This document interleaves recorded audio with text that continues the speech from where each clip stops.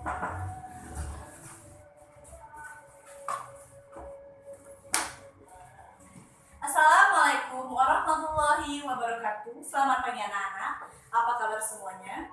Baiklah, sebelum kita memulai pelajaran pada pagi hari ini, akan lebih baik kita berdoa terlebih dahulu.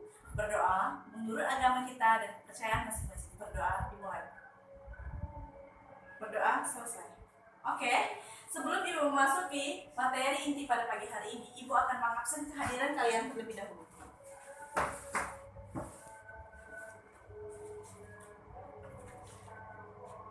Fitria Tirani, Windasari, Angga Pratama, Domi Rolani, Regia Perlian, Cici Taritana, Lesti.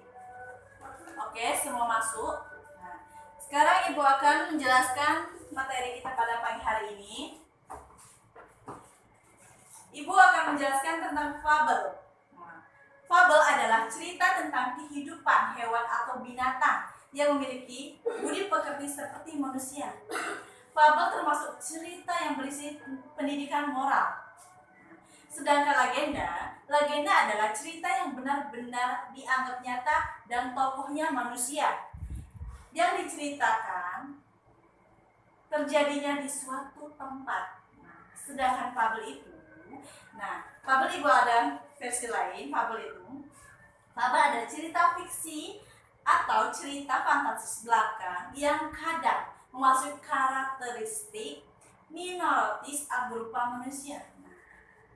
Sekarang Ibu akan masuk ke legenda. Legenda adalah cerita zaman dahulu yang punya kaitan erat dengan peristiwa sejarah atau asal-usul suatu daerah. Ibu akan masuk contoh fabel. Contoh fabel itu seperti cerita si kancil, cerita si beruang, cerita si semut dan kepompong, dan burung dan semut dan banyak lainnya. Sedangkan contoh legenda itu adalah asal usul Danau Toba, Sunan Kalijaga, Anak Durhaka, si Maling Kundang. Itu adalah cerita legenda. Selesai sudahlah Ibu akan menjelaskan ini, Ibu suruh buat 1 buah fabel dan 1 buah legenda. Itu nanti akan kalian paparkan ke depan kelas.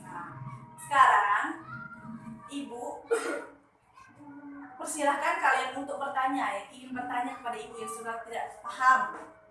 Oke, kalau tidak ada, Ibu kasih waktu 30 menit untuk membuat cerita, fabel, dan legenda. Ya. Baiklah, sudah 30 menit. Ibu suruh untuk membacakan cerita kalian masing-masing di depan. Ibu akan mendengarkan cerita kalian terlebih dahulu. Oke, siapa yang sudah? Oke, pada saudari Winda, Ibu persilahkan. Baik. Assalamualaikum warahmatullahi wabarakatuh. Legenda hikayat Indra Bangsawan. Tersebutlah perkataan seorang raja yang bernama Indra Bungsu dari negeri Kobat Syahrial.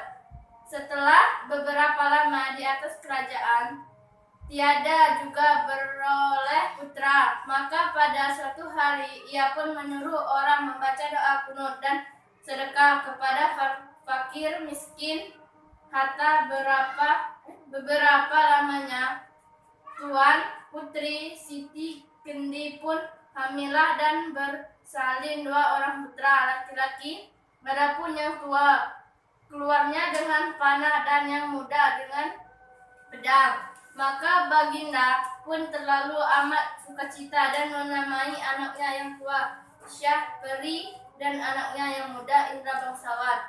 Maka anak kanda Baginda yang 2 orang itu pun sampailah usia 7 tahun dan dititahkan pergi mengaji kepada Muslim Sufyan. Sesudah tahun mengaji, mereka dititah pula menjadi kitab usul fikih hingga syafat. Tafsir sekalinya diketahuinya.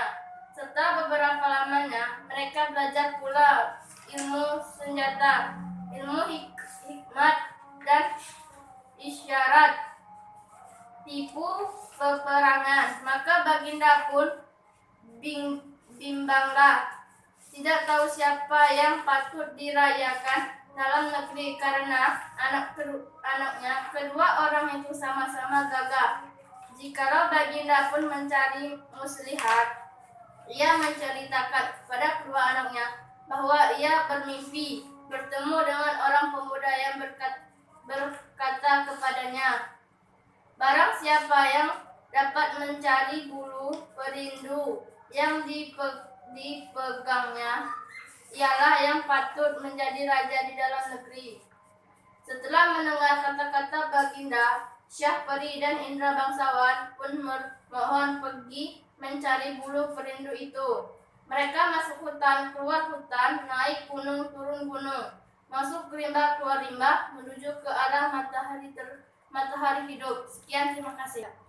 Baiklah, terima kasih kepada Windasari. Nah, selanjutnya Ibu akan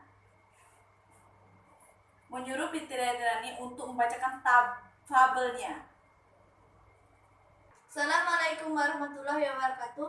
Saya akan membacakan cerita si kancil dan si buaya. Pada zaman dahulu, hiduplah seekor kancil dan buaya. Pada pagi yang cerah, kancil pergi untuk mencari makan, namun di sekelilingnya tidak ada makanan lagi.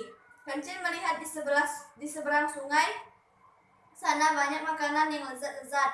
Tiba-tiba si kancil ditarik kakinya oleh buaya, dan buaya ingin memakan si kancil. Buaya berbicara dalam hati, lezat dan manis sekali daging si kancil. Kalau saya makan, pasti saya kenyang. Si kancil pun berpikir bagaimana lepas dari cengkeraman si buaya. Dia terus berpikir dan menemukan suatu ide yang cemerlang. Si kancil berkata pada buaya, kalau kalian ingin memakan saya, tentu saja kalian akan membagi daging saya dengan rata. Supaya kalian membaginya dengan adil, saya akan menghitung jumlah kalian terlebih dahulu. Si buaya bodoh pun tertipu dengan kata-kata si kancil. Si kancil pun menyuruh buaya untuk berbaris di pinggir sungai sampai ujung sungai. Akhirnya buaya pun mau dan si kancil mulai menghitung buaya dan sampailah si kancil ke tepian sungai. Kemudian si kancil berkata kepada buaya, terima kasih buaya yang baik hati karena sudah membantu saya menyeberangi sungai. Baiklah, sekian, terima kasih. Baiklah, terima kasih pada saudari Fitriani. Nah, sudah kan kalian membacakan legenda dan fabel kalian? Nah, sebelum Ibu menutup pembelajaran kita pada pagi hari ini, Ibu akan mengasih tugas kalian di rumah. Nah, kalian buka buku halaman 33. Di sana ada suatu soal 3.2. Nah, kalian kerjakan di rumah dan pertemuan selanjutnya akan Ibu tag. Baiklah, sebelum kita menutup pembelajaran kita pada pagi hari ini, Ibu akan memberi kalian tugas itu supaya kalian mengerjakannya di rumah. Ibu akhiri, wabillahi taufiq wal hidayah. Wassalamualaikum warahmatullahi wabarakatuh. Baiklah, sekian yang bisa Ibu sampaikan. Ibu akhiri, wabillahi taufiq wal hidayah. Wassalamualaikum warahmatullahi wabarakatuh. Kalau Ibu ada salah, Ibu minta maaf, dan kepada Allah Ibu mohon ampun. Wassalamualaikum warahmatullahi wabarakatuh.